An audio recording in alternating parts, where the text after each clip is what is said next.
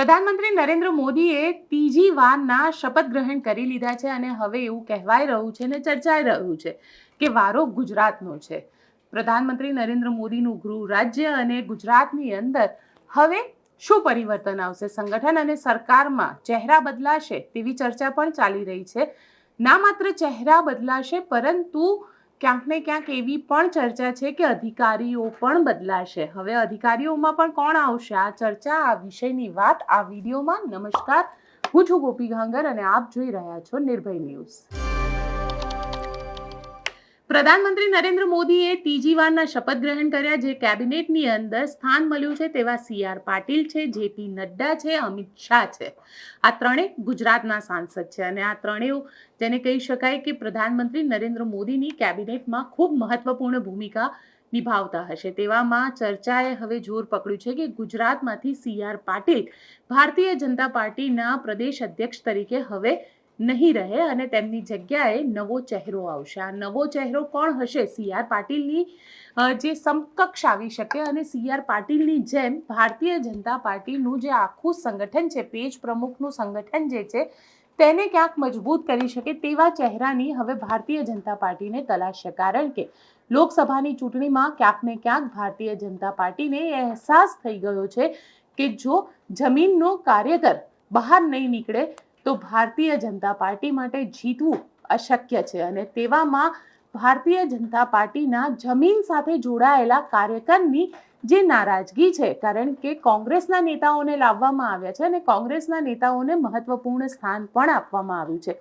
તેવામાં ભારતીય જનતા પાર્ટીના જે જમીન સાથે જોડાયેલા નેતાઓની નારાજગીને કઈ રીતે નવા અધ્યક્ષ દૂર કરશે તેને લઈને પણ ચર્ચા ચાલી રહી છે. અને એવું કહેવાય રહ્યું છે કે મીડિયા ટીમથી લઈને આખું સંગઠન, એટલે કે મીડિયાના પ્રવક્તાથી લઈ અને ભારતીય જનતા પાર્ટીના અધ્યક્ષ સુધીના દરેક વ્યક્તિનું આ જે આખું સંગઠન છે એ સંગઠનને બદલવાની વાત જે છે તે ચાલી રહી છે. અને નવા અધ્યક્ષ આવશે, નવું સંગઠન આવશે, નવા લોકો આવશે. અત્યાર સુધી જે CR પાટીલના માણસો તરીકે જાણીતા હતા તેવા દરેક વ્યક્તિને અહીંયા હટાવવામાં પણ આવી શકે અને માનવામાં આવી રહ્યા છે કે નવા અધ્યક્ષ તરીકે ભારતીય જનતા પાર્ટીમાં જે નામની ચર્ચા છે તેમાં વિનોદ ચાવડા, ગોરધન ઝડફિયા, દેવુસિંહ ચૌહાણ આ લોકો જે છે તેમના નામની ચર્ચા છે. સાથે સાથે એવું પણ કહેવાય રહ્યું છે કે કોઈ એવો ચહેરો આવે, કારણ કે ભારતીય જનતા પાર્ટી આના માટે જાણીતી છે કે અહીંયા જે નામની ચર્ચા થાય છે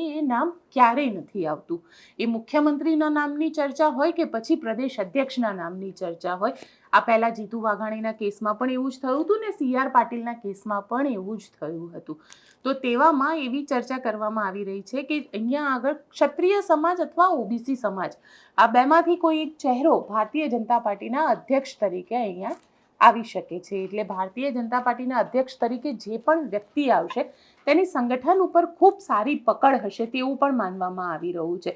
સાથે સાથે એક નામની જે ચર્ચા છે તે લોકો ચર્ચા અંદરખાને ભારતીય જનતા પાર્ટીના કાર્યકર કરી રહ્યા છે અને એ ચર્ચા છે વિજય રૂપાણીની. પૂર્વ મુખ્યમંત્રી વિજય રૂપાણીના નામની પણ ચર્ચા અહીંયા થઈ રહી છે. કારણ કે વિજય રૂપાણી પહેલા પ્રદેશ અધ્યક્ષ પણ રહ્યા છે અને પછી મુખ્યમંત્રી બન્યા હતા. એટલે પ્રદેશ અધ્યક્ષ તરીકે અને સાથે સાથે સંગઠન ઉપર તેમની જે પકડ છે એ ગજબની પકડ છે. અને એવું કહેવાય છે કે રૂપાલાને જીતાડવામાં વિજય રૂપાણીએ ખૂબ મહત્વપૂર્ણ ભૂમિકા અદા કરી હતી. અને તેમાં પણ જોવામાં જઈએ તો ગુજરાત ઉપર અને ખાસ કરીને સંગઠન ઉપર વિજય રૂપાણીની ખૂબ સારી એવી પકડ છે. એટલે માનવામાં આવી રહ્યું છે કે વિજય રૂપાણી પણ એ ચહેરો હોઈ શકે છે કે જેમાં ભારતીય જનતા પાર્ટી અધ્યક્ષ તરીકે તેમને સ્થાન આપી શકે છે. આ ચર્ચા ચાલી રહી છે, નક્કી કશું જ નથી આની અંદર. પણ હા, એટલું ચોક્કસ છે કે આખું સંગઠનનું માળખું જે છે તે માળખું અહીંયા આગળ બદલાય છે. સાથે સરકારના માળખાની જો ચર્ચા કરીએ તો સરકારના માળખામાં પણ એવું કહેવાય રહ્યું છે કે મુખ્યમંત્રી ભૂપેન્દ્ર પટેલ એકમાત્ર એવો ચહેરો છે જે એકદમ સાફ ચહેરા તરીકે અહીંયા આગળ છે અને એમને એમ કહેવામાં આવે કે તમારે આજે રાજીનામું આપવું છે તો એ આજે રાજીનામું આપી દે અને ત્યાં આગળ તેમના ચહેરા ઉપર ક્યાંય પણ કોઈ દુઃખની ભાવના પણ ન હોય.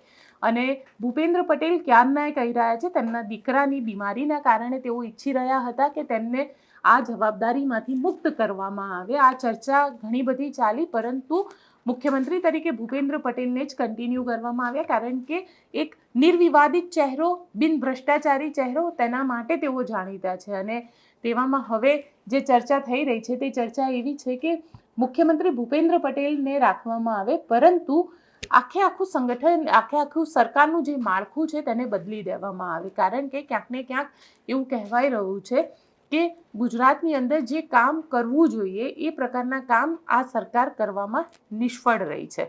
એટલે માનવામાં આવી રહ્યું છે કે ગૃહમંત્રી હર્ષ સંઘવીથી માંડીને નીચે સુધીના ઘણા બધા મંત્રીઓને બદલી દેવામાં આવશે, નવા ચહેરાને સ્થાન આપવામાં આવશે, નવા એવા સમાજને પણ સ્થાન આપવામાં આવશે જે ભારતીય જનતા પાર્ટીથી નારાજ ચાલી રહ્યા છે, અને તેમની નારાજગીને ક્યાંક ને ક્યાંક દૂર કરવાનો જે પ્રયત્ન છે તે અહીંયા આગળ કરવામાં આવી શકે.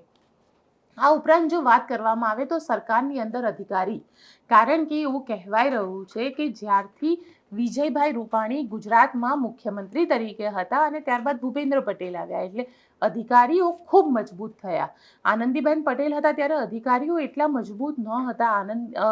આનંદીબેન પટેલનો અધિકારી ઉપર ખૂબ સારો કંટ્રોલ હતો, પરંતુ વિજય રૂપાણી અને ભૂપેન્દ્રભાઈના રાજની અંદર અધિકારીઓ ઉપર જે સરકારનો કંટ્રોલ હોવો જોઈએ તે પ્રકારનો કંટ્રોલ રહ્યો નથી. અને એક એવી પણ ચર્ચા છે કે કૈલાસનાથન, જેમને 9 ટર્મ સુધી તો એક્સટેન્શન આપવામાં આવ્યું છે, કે કૈલાસનાથનને આ વખતે હવે કદાચ રિટાયર પણ કરી દેવામાં આવે, સાથે સાથે એવા અધિકારીઓને સિલેક્ટ કરવામાં આવે કે જે અધિકારીઓ ક્યારેય વિવાદમાં નથી રહ્યા અને તેમનો ચહેરો બિન ભ્રષ્ટાચારી તરીકેનો છે, અને આવા ચહેરાને પણ સરકારની અંદર મહત્વપૂર્ણ ખાતા જે છે તે આપવામાં આવે.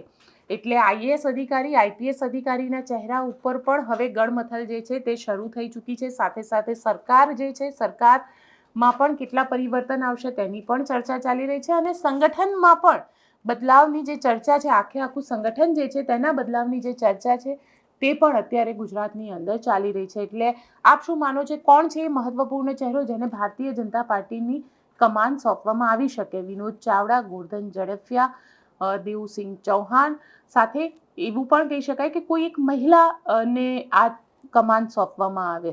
તમને શું લાગે છે? કોમેન્ટ બોક્સમાં ચોક્કસથી લખીને જણાવજો. અમારી ચેનલ નિર્ભય ન્યૂઝને લાઇક, શેર અને સબસ્ક્રાઇબ કરવાનું ભૂલશો નહીં. આભાર.